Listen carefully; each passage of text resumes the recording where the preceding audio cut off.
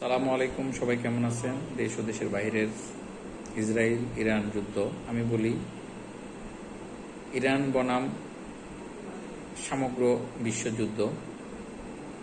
So এই যুদ্ধ ইসরায়েলকে হারতে দিবে না, ইরানকে জিততে দিবে না। আমরা যে যাই বলি, আমরা হয়তো অনেকে খুব খুশি হচ্ছি, বেশি খুশি হওয়ার কোনো কারণ নাই। জিও পলিটিক্স যারা বোঝেন তারা এটি বুঝবেন,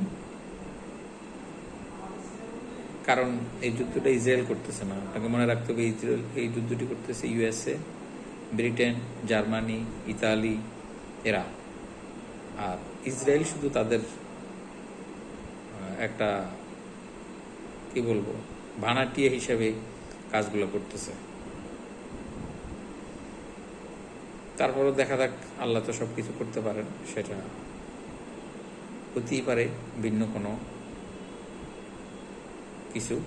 তবে আমার কাছে যেটা মনে হচ্ছে, যদি দেখে যে ইসরায়েল হেরে যাবে, তখন যুদ্ধবিরতির জন্য আমেরিকা উঠে পড়ে লাগবে। আর যদি দেখে যে না, ইসরায়েল ভালো অবস্থায় আছে, অর্থাৎ আমেরিকা ভালো অবস্থায় আছে, সেক্ষেত্রে এই যুদ্ধ চলতে থাকবে এবং ইরানকে ধ্বংস করে ফেলা হবে, ইরানের রেজিম চেঞ্জ করে ফেলা হবে। এটাই আমার কাছে মনে হচ্ছে এই যুদ্ধের গতি প্রকৃতি।